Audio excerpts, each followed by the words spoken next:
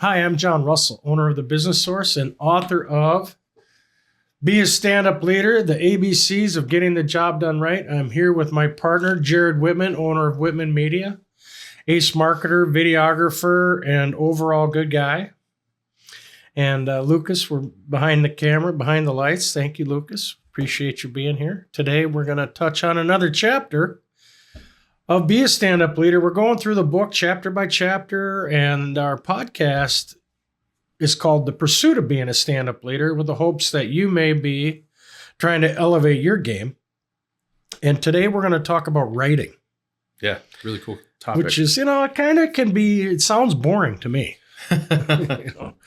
Writing is like not everybody's favorite thing to do. Shakespeare, like that's the to write or to not to write. Well, there is an element of strength in being able to write. Yeah. If you think about the great authors, the great poets, great business leaders, part of a skill set of a stand-up leader is being able to write correctly, succinctly. Mm-hmm.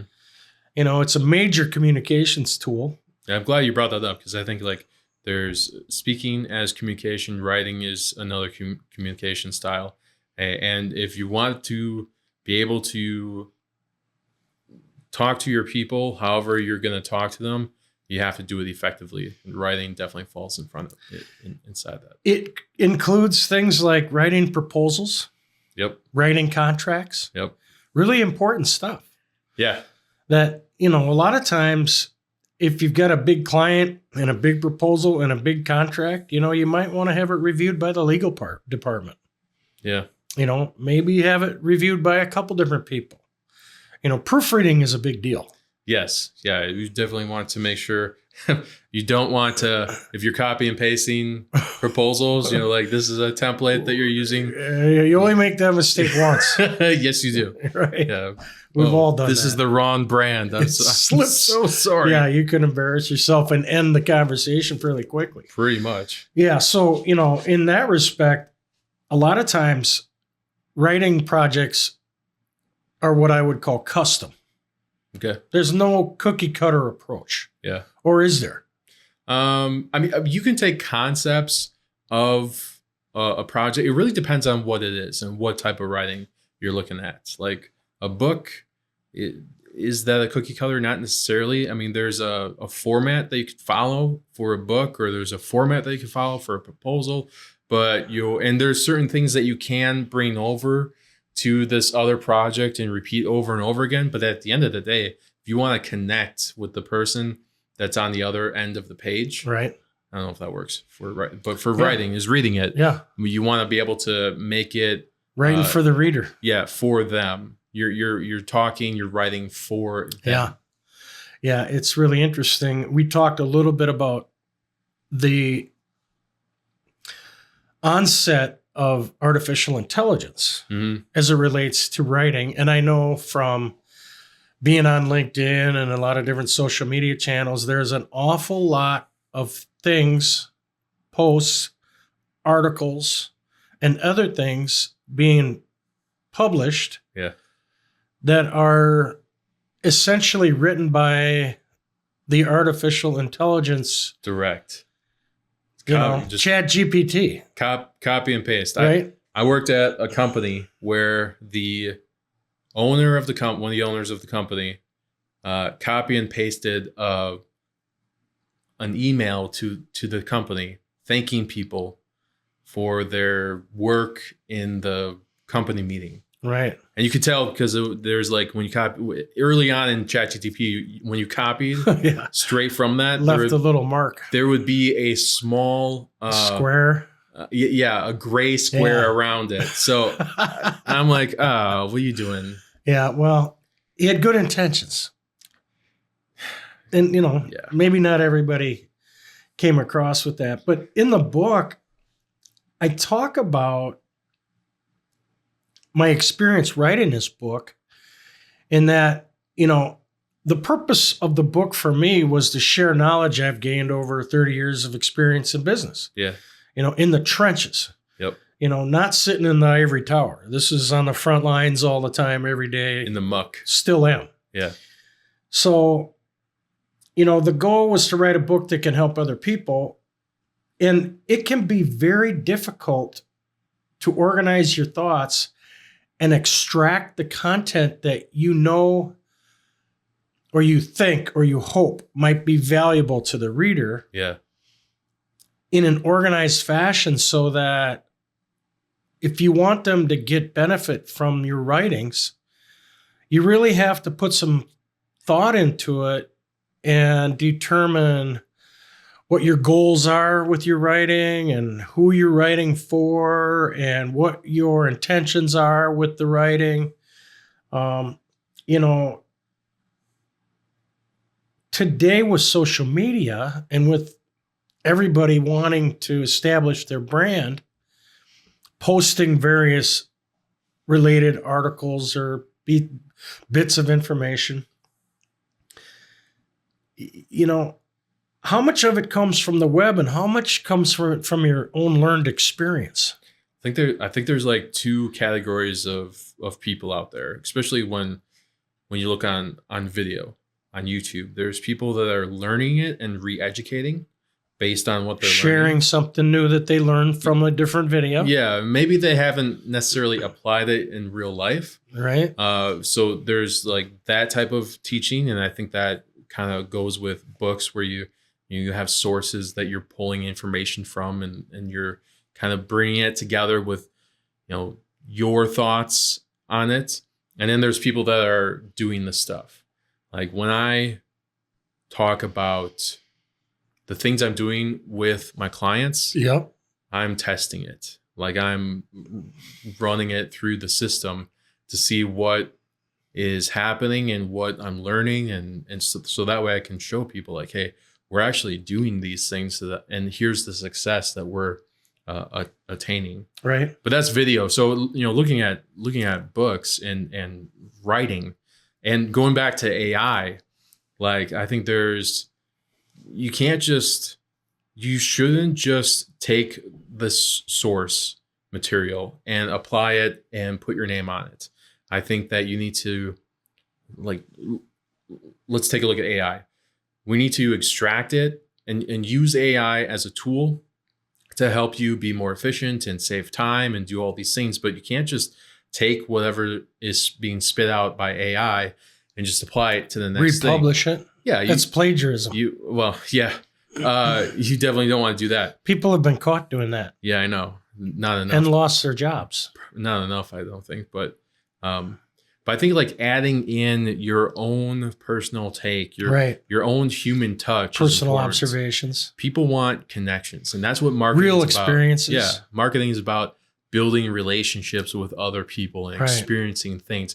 What does your brand have to offer, and how can your brand connect with that prospect or current customer? And putting that human touch in there is important. Yeah. Another thing that I noted in the book was that as far as a writing exercise goes, write out how your customers, what your customers are experiencing problem-wise. Yeah, pain points. Yeah, write down the pain points, and then write down how your product or service can help solve those problems. That's a personal exercise. Yeah. That will help you get more clarity when it comes down to talking to a prospect about what you do and how what you do solves their problems. Yeah. I mean, and that to me is a written exercise. I think, I like the cool thing about your book, John, is that there's so many topics that kind of are interwoven with each other. Writing down the pain points, generalized pain points of your prospects or customers is great for you, a good writing task. Restate the obvious, but repurpose that and create a video on it. Answer questions based on the pain points people are experiencing. Right. And now you have a piece of content, and then you can extract that even further. So there's like all these different types of mediums that go into marketing that, if you look at writing from a high perspective, there's the marketing aspect, there's the book aspect, there's content aspect, there's all kinds. All kinds of different ways that you can utilize writing.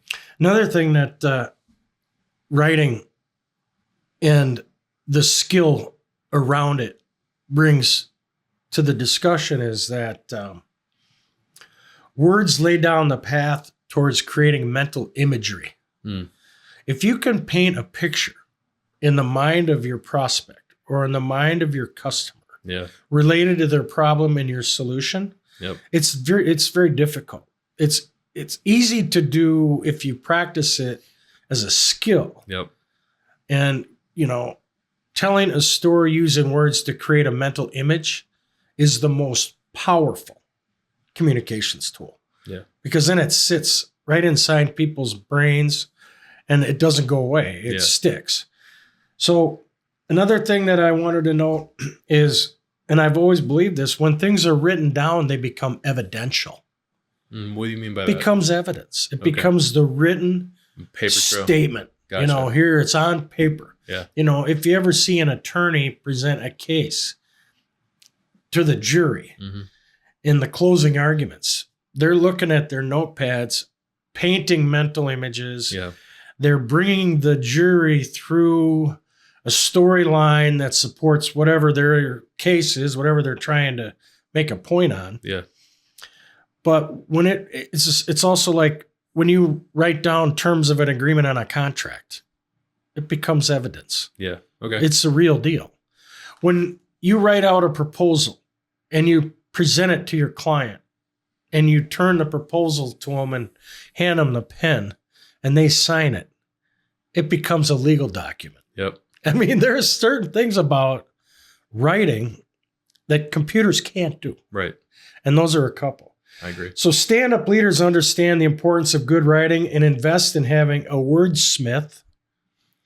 Wordsmithing's good. Help them create the communications that your customers crave.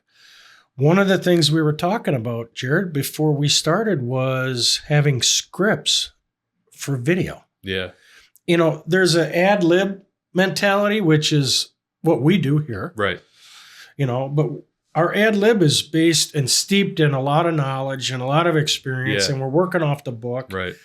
And we're pretty well versed in the things that we're talking about, so we can talk about them off the top of our head. But we're referring back to information that we've learned from somebody else. Everything in the book I learned from somebody else. I didn't invent those things. But when it comes down to communicating and shooting video, helping somebody with a script is pretty important. I think it really depends on the type of content that you're going to have. I teach people on creating content for their brand. I work with a lot of coaches that are coaching on their specific knowledge, and they have all the information retained in their brain. So I recommend that they don't use a script and follow it word for word, because they should come off as authentic and genuine. And no one's perfect. So, be comfortable with being imperfect. They've mastered some of that information. Their topic to the point where they don't need notes. Correct. They feel like they need notes because they're going to be on video. And it's a mountain of overwhelm. I think when we're looking at like video scripts, writing for advertising pieces, you definitely want a script for that. Copywriting. You want to be able to get certain points down. You want to get the brand in within the first 5 seconds if you can. The formula. You follow the formula. There's a hook, the three pieces of valuable information, and a CTA. Features and benefits. I mean, basically, you're solving the pain points only on video, right? But so I think like depending on what type of video you're writing for, dictates how much script writing you're doing. When I do my own videos on my channel, I create a bullet point list of here's the topics I want to, the key points. Here are the key points. Here's the map. Here's the war map of how I'm going to approach this video. start here, go to there. Yeah, basically. And then I try to connect. And then I end up like talking ahead of where the things are. When I go back to my notes, I'm like, oh crap, I'm ahead. Right. But really when you're creating content, you want to be authentic, you want to be genuine. Right. You already have all the knowledge. Right. You can use a bullet pointed script to kind of war map your video, but don't read it word for word because that's too robotic. Yeah, it's funny. You bring me back to several careers in my life where writing TV commercials is different. Yep. Because in my case, where I'm writing the TV commercial for my client to say, I'm writing out what that person needs to say pretty much word for word. Yep. And it needs to roll off their tongue like they just pulled it out. Right. It's natural for them. It's super hard Yeah. for somebody who's not a trained TV or radio person Yep. to read a script and come off natural. Yeah. Almost impossible. Yeah. And the same thing is in the radio studio, the same thing, 30s and 60s.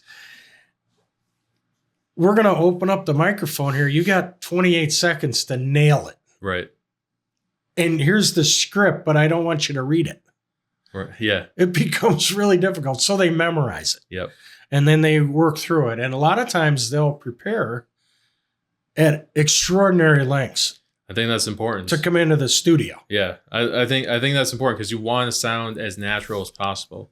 I'm writing a speech. I'm doing a sponsorship at a conference for a client. So I'm writing a 30-minute speech that's going to go over all the topics because I want to be as precise as possible, but I want to be, it's a part of my campaign Right. for that. So I'm leading them to a sales funnel, and then everything is interwoven. Wow. So it's like all connected. Strategic. Yeah, across multiple platforms. But When are you doing that? when are you going to present that? Coming up? in June. Okay. June. You So got some time to work I'm on working working ahead a little bit. Smart. But that gives me more time to practice. And you want to just be authentic. You don't want to be a robot. Too many people are so afraid of being imperfect. They have to be perfect. And you don't want perfection to be the obstacle to something good. You want to be genuine. No one's perfect. Be authentic. Be yourself. Yeah, that's wild. I just made a note of the different situations that might come up where people need to have better than average writing skills. Yeah. What you got? Better than average. First of all, it takes a lot of practice. And most people, what do you do to practice writing? Nobody's sitting down at their keyboard or with a pen and paper and I'm just going to practice writing for a while. That doesn't happen. Yeah. That's insane. But, you're sending out, some people want to write books. Okay, cool. Yeah. You got a body of knowledge, start putting it out on paper. One of my mentors started writing their book by having a newsletter every Monday. Oh, yeah. That's a good way to go about And it. then they combined a year's worth of newsletters and turned it into a book, and it was a bestseller. Yeah. And then they did it again, and then they did it again, and they're still doing it today. So that's a great way to do it. Yep. Newsletter writing. A lot of times people send out memos to the staff. Okay. I think maybe not so much today. Yeah, but, I don't think that happens as much. Oh, yeah. Well, if you ever get a group email in business. That's just a memo? Yeah. Just a group emails? Yeah, it's a memo. It's, okay. Here you go. Here's the new product that's coming out today. We're going to meet at 4:00. Everybody needs to show up in sandals and shorts and their, Hawaiian shirts. And I got a surprise for everybody. Okay. That's a memo. All right. We're going to Florida for a week-long vacation. Okay. That's a pretty cool place to work. Yeah. Right? I won't work there. Emails. People churn out emails like butter. Oh, yeah. It's just, there's 1,000 of them going out. How many emails do you get in your inbox every day? 50. Yeah. Some people get hundreds. It's ridiculous, but it's the way it is. Yeah. So how are your emails being written? And when you write an email, Do you think about it, or are you just cranking it out? Can you say that? Can you ask that differently? Like if I'm sending out an email for something important that's going on in my company, do you just sit down and bang it out, or should we maybe sit down and think about it a little bit and maybe write it out and look at it before we send it out? Just to quality control. Yeah. I think there's certain instances where I do that if I'm Proofreading, doing a long reply, and then there's other instances where I just like shoot it out and right. And then most people just crank them out. Yeah. I've learned that never ever send an email. Yeah. When it's in a negative mood. When your emotional state is not normal. Yeah, you should let it simmer. And 24 hours. 24 hours is the rule. You ever sent an email and wish you could take it back? That's why I have the yes, but you have like the 20 seconds on Google where you can undo. Well, hopefully you've never had to pull back a video or an email that you didn't want to send out. So be careful with that. And also, when it comes to ad writing and copywriting, those are special skills. Right. And that's not what we're talking about here. But the problem is not writing enough relevant content in your website, your blog, and your social media channels to raise your search engine results page ranking. Right, which is that. I mean, that's another problem. And that's another topic that we're gonna talk about. But right there, I mean, writing isn't just this thing that goes with this one area for this one part. It encompasses everything. Yeah, and how you write and how you communicate through writing is important. And I think it's a very valuable tool that stand-up leaders can learn and expand on. I'll tell you the other thing is most people's computers have spell checkers. Yeah. Use it. Mm-hmm. If I get an email from somebody, I'm just going to be honest, and they can't spell. Yeah. They're out.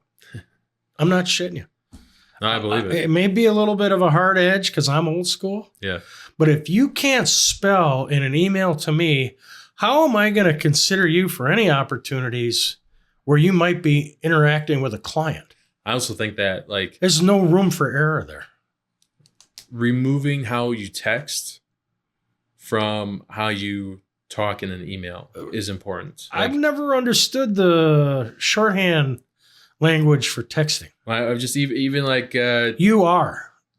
What was that? You are. Your instead of you are. Shortcut. Yeah, it's an acronym for you are. I don't understand how a lot of people do that. Younger people do that in emails in a professional environment. That's not acceptable. I get it. Different generations, different rules. Yeah. But writing is writing is writing. Yep. If you want to get good at writing, read. Yes. Read. And I'm guilty of not reading enough. My daughter was home the other day. She has read 18 books since January 1st. That's a lot. She's a readaholic. Wow. Her and her friends, they have reading groups. They read all the time. I personally don't have that much of an attention span. Yeah. But I'll bet you she's a pretty good writer. Oh, yeah. And reading and writing and spelling go together. So I think that also will expand your wordsmithing abilities in articulation. People look past this writing as a skill because it's automatic. You have automatic spell checkers on your computer. Most people don't know how to write cursive anymore. It's just times have changed a lot, and it just is on autopilot. Right. But that's a huge mistake. If you're a professional and you have any type of written communications between yourself and your staff or your employees, take a few minutes and think about your writing skills and ask yourself if they're as good as they can be.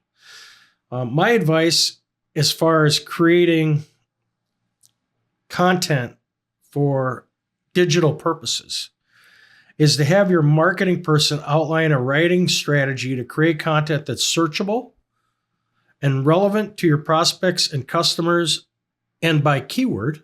Mm-hmm. It's easy to work keywords into an article or letter or a memo or an email that can give your website and your online footprint an enhanced position. Yep. So writing is a big deal. Most people look past it. But the impact of a good writer versus a bad writer is glaring. Mm-hmm. So just remember that. I agree with that. That covers our chapter on writing today. Thanks for being with us. I'm here with Jared Whitman, owner of Whitman Media. I'm John Russell of The Business Source, author of Be a Stand-Up Leader. If you'd like to learn more, check out our entire podcast on our YouTube channel, and we appreciate your checking in. Thanks for watching. Have a good day.